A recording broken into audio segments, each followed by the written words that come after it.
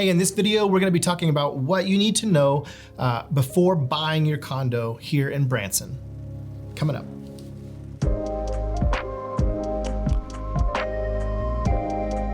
Welcome back to the channel, you guys. I'm Jason with Greater Nixa Homes, and on this channel, we talk about all things real estate from Nixa down to Branson. So if you are new here, consider subscribing. All right, in the last video, we talked last week about how to search for a condo in Branson. This week, I want to cover, really what you need to know once you're already under contract, when you're buying a condo, some other things that you're gonna need to take into consideration. I say a lot of this content here is already once you're under contract. There are a lot of people that are very detail-oriented people, I will just say that, and they need to know all of these things that we're gonna talk about before you ever write the offer. I will just say that sometimes in a market that is moving very quickly, you won't have an opportunity to get all these questions answered before somebody else comes along and writes an offer and sweeps it out from underneath you. So you just need to know probably that you have contingencies that will let you check all this stuff out before you actually sign at closing, that will help protect you. But you can really find the property that checks off all your other boxes that we talked about in the last video. And if it does, go ahead and write the offer and then figure out all the other details after you're under contract. As long as you back out before your contingency period ends, you can get your earnest money back and there's no harm, no foul, right? So, but then at least the condo is yours, it's under contract, and it's yours to continue to negotiate with the seller on. If you wait until you get all these things answered, and sometimes it's depending on calling planning and zoning, calling the COA, nightly rental managers, and other things that you might need to be able to rely on somebody else to get you these answers.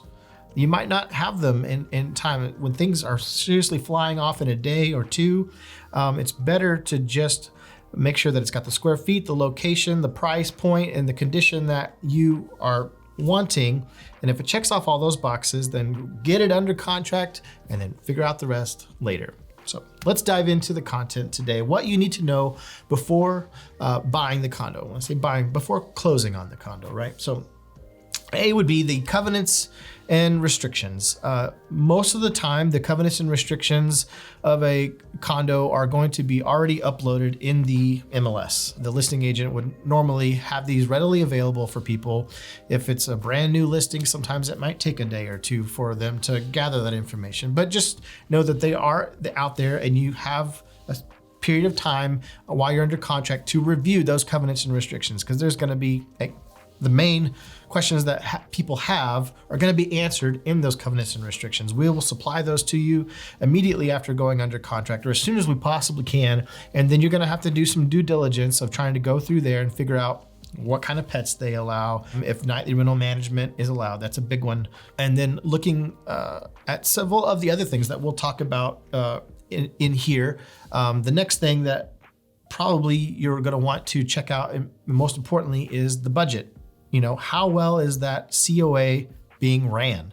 It's a business, right? And there are board of directors usually that are elected, they're volunteer, some are actually paid positions. So you want to kind of find out this stuff. And the best solution that I can offer you as your realtor, if you choose to use me, is that you need to hear it straight from the horse's mouth. So you need to contact the COA, getting the contact info for the president, one of the board of directors that will be able to answer all of your questions in regards to the covenants and restrictions, and certainly the budget. You will want to talk to them directly. And if you have any questions about the HOA, the COA fees, you'll want to address those with the board of directors as well to really verify. Maybe in the MLS it says this includes the swimming pool, this includes the walking trails, this includes your water, sewer, and trash. And yes, we have like an internet account that we collectively as the association pay to the internet provider, and we get a discount, but it's not really included in your fees. And sometimes it just gets lost in translation with the MLS, depending on where you're getting your info. If you're not getting it directly from the MLS, if you're getting your information from Zillow or Trulia or some other third-party website, you definitely want to investigate further and just verify the amount of dues, make sure that there's no upcoming increase in those dues, right? Depending on when you're buying, they might have just met their annual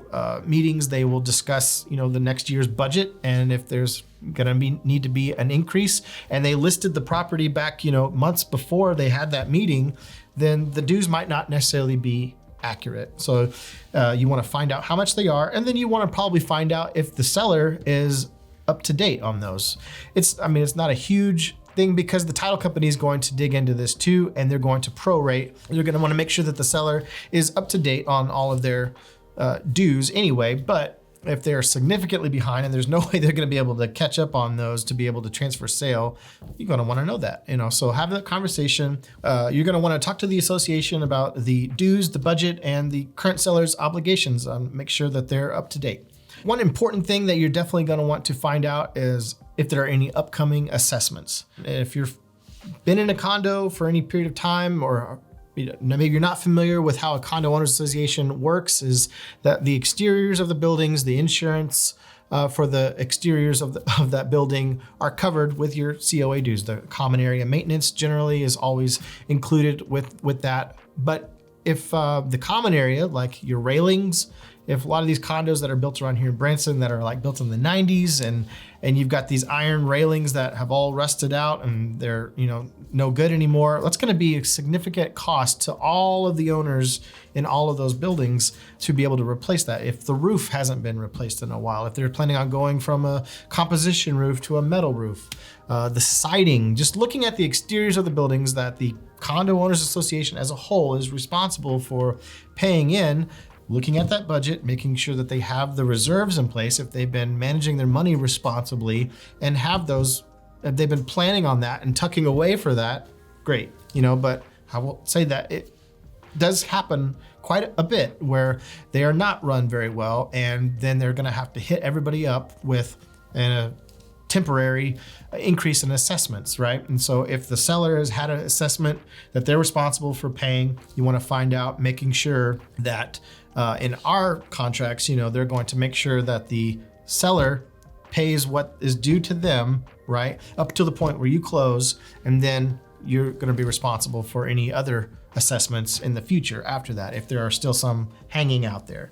But you do find that a lot with just ongoing maintenance. If you're looking at a building and you're saying to yourself, wow, there's a lot of work that's probably going to need to be done here, then that's definitely a red flag, and you want to have that conversation and make sure that either they've already started planning, it's already in the works, or it's probably something it's going to be coming down the pipe very soon, and that's going to be on you. So your maybe $200 a month in COA fees is maybe going to jump to $500 a month temporarily for an unforeseeable future. These are things that you're going to want to know before you close on the condo. So the last thing, especially if you are a nightly rental investor, that you're going to want it to know is the condo warrantable or non-warrantable? Your lender will be able to probably tell you if you're using a local lender. I will say this, if you're using a local lender, they will be able to tell you which areas are warrantable and which are not. There are a lot of non-warrantable condos here in Branson, and I just want to kind of let you know up front that most likely if you're doing a nightly rental purchase, you won't be able to get 30-year fixed Fannie Mae, Freddie Mac financing on one of these condos.